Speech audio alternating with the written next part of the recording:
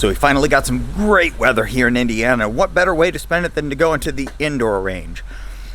It's closer and more convenient. And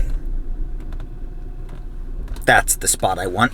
So while I was prepping for the range, I was thinking about things that I wanted to talk to you guys about. And one of the things that I really want to talk to you about is holsters. So let's get to work.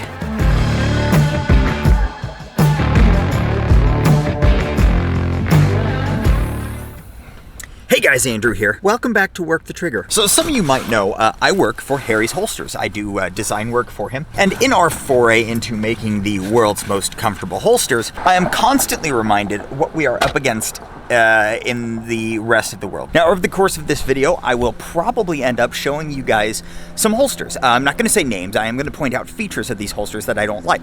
Do me a favor and don't write the names of these holsters down in the comments, because I'm not here to trash holster companies. I'm here to help you make the best decisions on what holsters that you could get, what to look for in a good quality holster, a good comfortable quality holster. So here to Applied Ballistics, like most gun stores across the country, you're gonna find a wall of holsters, and these things are going to vary from inside the waistband, outside the waistband, ambidextrous, and there's such a variety that how are you gonna know what to look at for a comfortable holster and one that's going to work for you? Well, that's what we're going to talk about. It's important people come in and, I want to buy a gun. How are you going to carry it, especially women?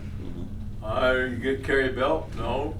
Yoga pants not going to hold up with a 45 or even a 380 auto, and they haven't given it thought.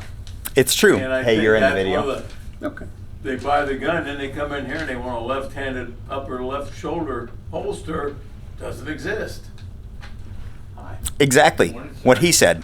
So why is a holster so freaking important when you're looking at a gun? And there's two big reasons why they're so important. Reason number one is security. You need a holster that is going to hold your gun in place. You don't want it falling out. You don't want it accidentally going off because you've got one that doesn't cover the trigger. And reason number two is comfort. Yes, that's right, comfort. Now, why is comfort important? Comfort is important because if it's not comfortable, you're not going to carry it. And that means everywhere, whether it's a quick stop to the store, just hop into the car for a road trip, you need to carry.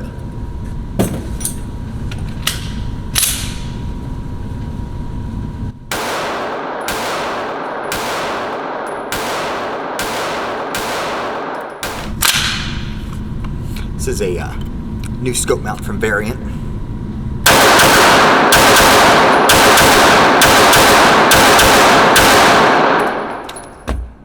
So far, so good. But hey, aren't all holsters the same? To which I say to you, aren't all guns the same?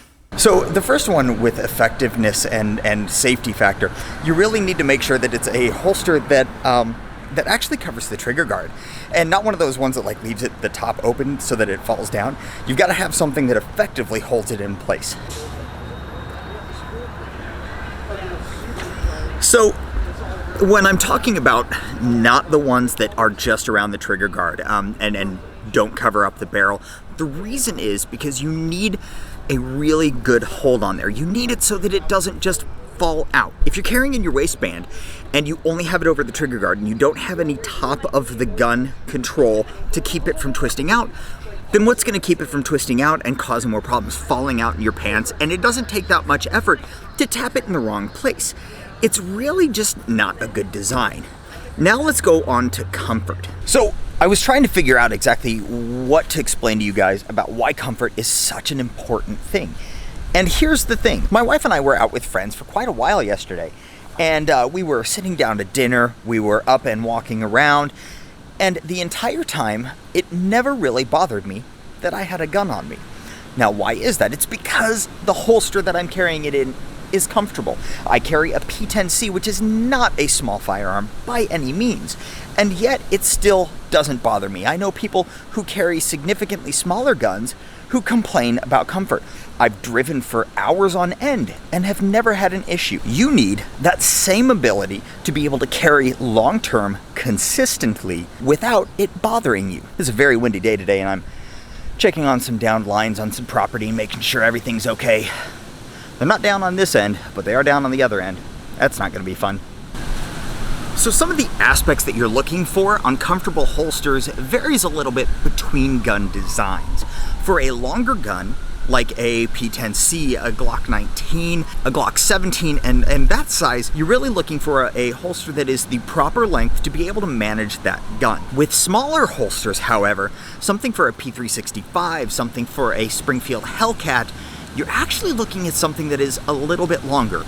I know, it seems counterintuitive, but a longer holster will make a more comfortable holster. And since barrel length is more about comfort than it is concealability, once you get into about that under 4-inch barrel length, you really gain nothing by reducing the length of the holster, and you lose a lot. But another aspect that you really got to keep an eye out, told you it was windy, is sharp corners and edges.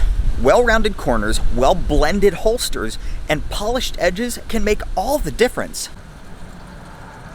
In addition to all of that, and I'll give you examples here in a little bit of exactly what I'm talking about, there is the thing that I like to call the wiener guillotine. That's right, it chops off wieners. The wiener guillotine is a phenomenon that I still have yet to understand why holster makers insist upon doing it, because I know for a fact, because I help design holsters, that it can be done without creating a sharp edge. And that is the portion right down next to where the retention screws are. So many holster makers make that a relatively sharp edge and relatively thin, which essentially, when you sit down, when you're wearing a holster appendix, rubs right along the guy parts and either chops off your wiener or just slices right into your femoral.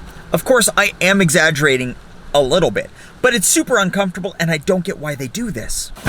So, as any appendix carrier knows, the worst thing that you can possibly do is have to kneel or bend over. And that's made even worse by the wiener guillotine. Tell me, when you're kneeling down, does that look like a comfortable feature to be sitting up against your leg or your guy parts? And at the same time, it doesn't just have to be narrow and thin like that. These sharp corners on this one absolutely dig into you. And then there's this glorious piece of work with sharp corners and thin kydex just pressing up against you, when all you have to do is flatten it out. It may seem a little bit silly, but actually the wider and smoother and more rounded that is, the more comfortable it's gonna be. Blended edges, tapered features, no, they don't quite look as good as like a finely pressed, exactly formed mold, but I guarantee it's gonna be more comfortable.